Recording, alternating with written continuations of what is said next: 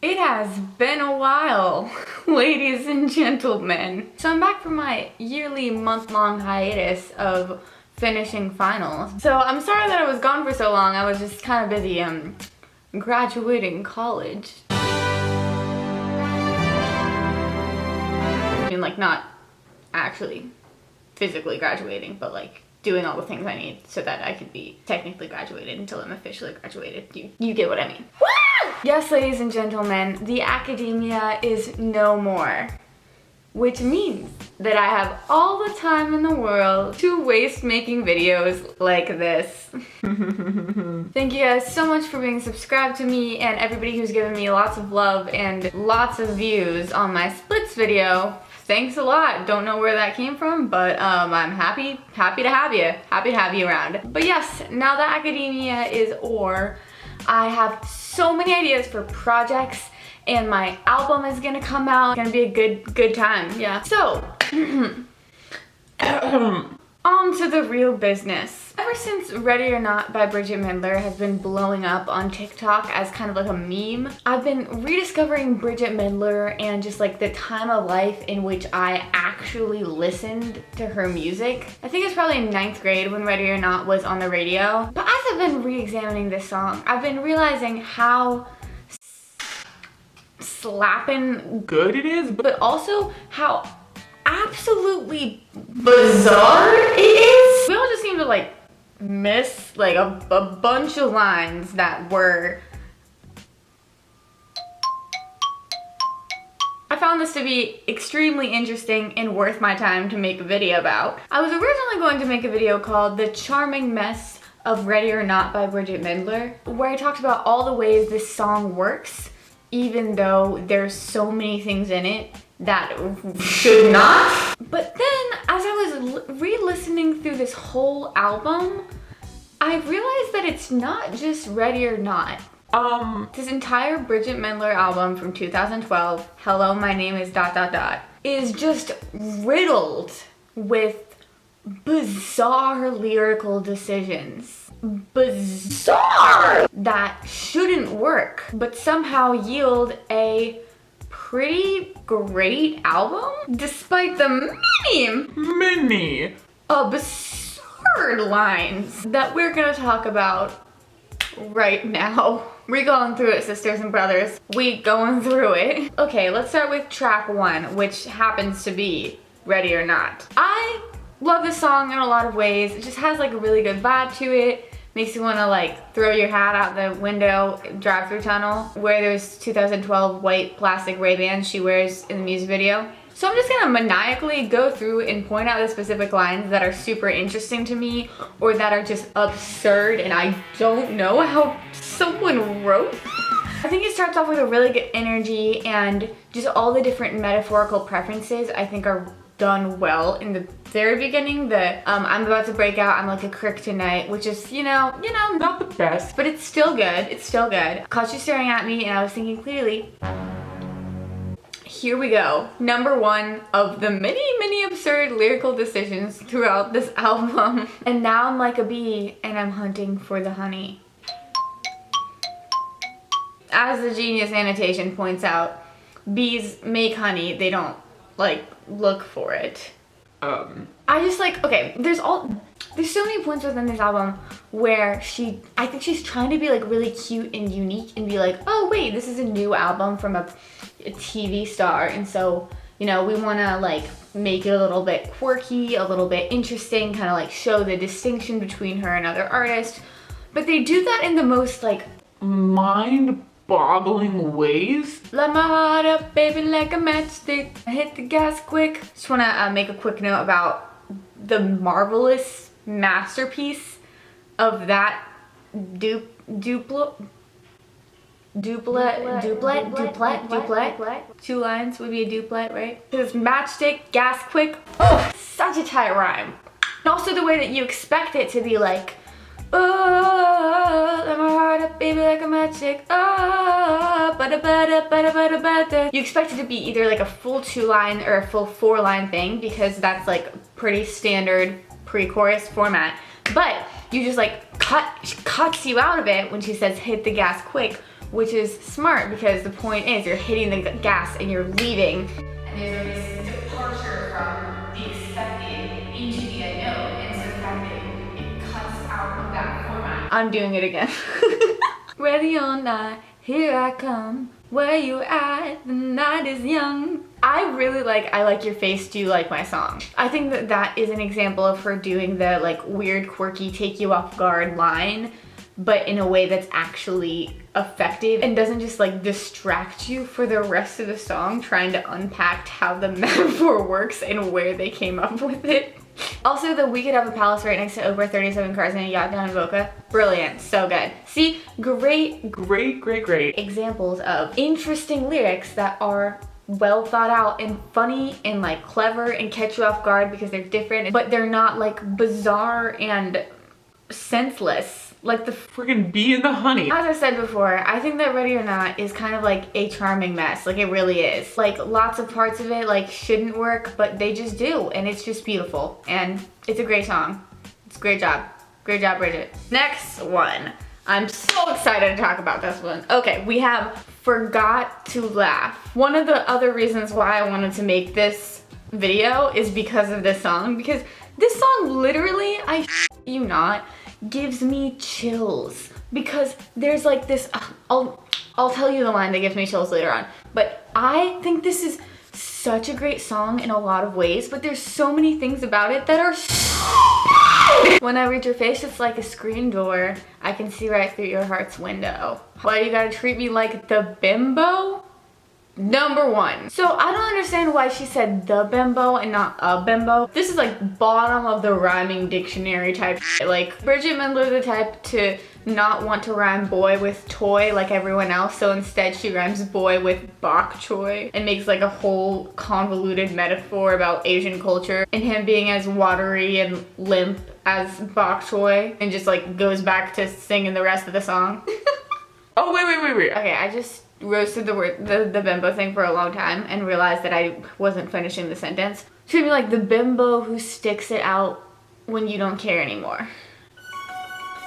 Okay, actually that's an interesting line. Wow, I take back everything I said. Okay, weird choice of words, accurate statement, interesting. Here's the problem. Here's where the storm clouds are coming. The pre-chorus is, you make it so easy, you're sweet.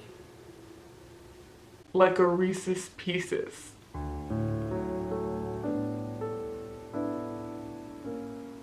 I don't understand who wrote, like I don't understand. The concept of this song I think is brilliant, and it hits so hard at the chorus.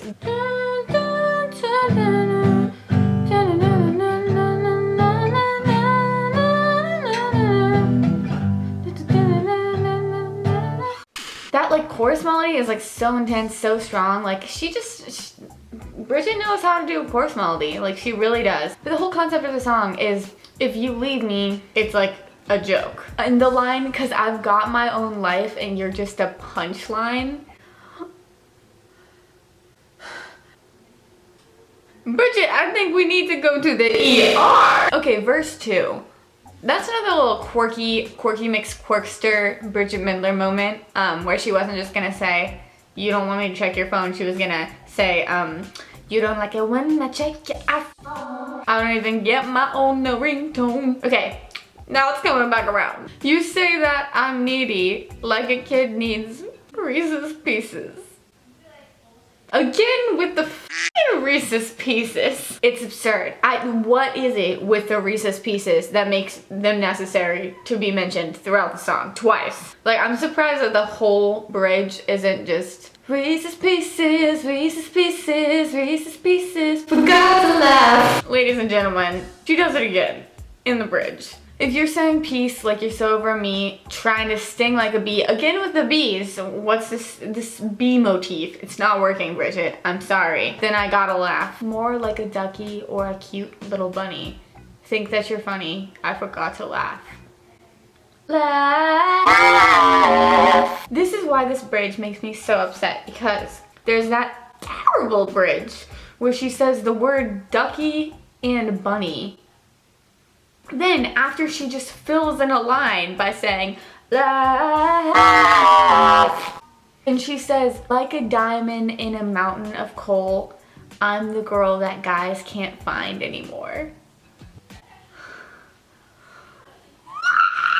Like, that line literally gives me chills. Like, something about like the actual line, the way she sings it, and like the instrumentation during the line is just so like, it's brilliant. It's so good. It just tops off the whole sentiment of this song. You're a punchline to my life, so don't think that I'm the dumb one, and don't think that I'm the one that's like being naive for sticking around when you don't care anymore, because like, I'm the person that you need, and I'm the girl that guys can't find anymore, and if you leave, that's like, joke's on you. But like, why did she preface that with you're more like a ducky or a cute little bunny? I'm so confused. That's the tea about Forgot to Laugh. It is a fantastic song that has the worst lines I've ever heard in it. Let's talk about the OG. Hurricane. Okay, so this is obviously, if you've ever heard the song, you will know that it is a prime example of bizarre lyrical decisions that I don't understand how they were made. This song like obviously like slaps, but it's because of, as I said, Bridget Mendler's ability to write fantastic chorus melodies. The decision for her to rap in it was maybe not necessary. I'm boarding up my windows, locking up my heart. Everything's fine when you're standing in the eye of a hurricane. Beautiful. Here comes the sun, here comes the rain, standing in the eye of a hurricane. The whole metaphor about like not wanting to let yourself be open to someone, because every time that happens, then you just get like, beautiful metaphor, sounds great. But also, I'm flopping on my bed like a flying squirrel. Also, the way she does syllables, like a little girl hurt by the big bad world. Yeah, I'm really confused about like the way she says words in the song. The whole rapping thing, the whole syllable thing is probably like the bizarre lyrical decisions of the song. They're like, well, this is a pretty mild song. Like it has, you know, the flying squirrel line's kind of weird. The Dorothy line is like consistent but still weird, but it's kind of lacking a lot of like quirk there, like forced quirk. Oh, what if we like made her like rap the whole verse, like both, the whole entire verses. But not only that, like we also like the last word of every line was kind of just like split in half. Like she was like not a native English speaker, but also like not a native like language in general speaker.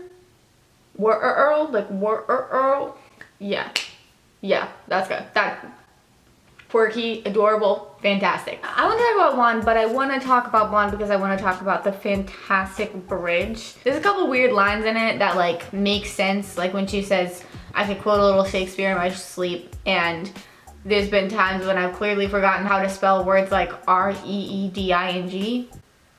But then in the bridge there's this complete departure from the chord structure, and it's this like, wah, and it's like super cool. Maybe if I cared enough to dye my hair, then you take me seriously. Maybe I can try to change up their minds so they take me seriously. So they know, everybody knows that I'm not dumb, dumb, dumb, dumb. I just thought that was like a very solid bridge. So yeah, it's cute, it's cute. It's really, it's solid, fun time. 515 has a lot of whack things there for sure. Up all night BBMing you. Apparently that's a BlackBerry Messenger. I feel so young right now, oh my goodness. Out of Tylenol, head still aches, got enough strength to flip a pancake? Bizarre lyrical decisions to Bridget Mendler. Well, from Reese's Pieces to not enough strength to flip a pancake to flying squirrel, there are some bizarre lyrical decisions in this world, and Bridget Mendler is a person who makes them. That's basically the conclusion of this video. I hope you enjoyed this trip down memory lane with me. Please comment below what you would like to see on this channel.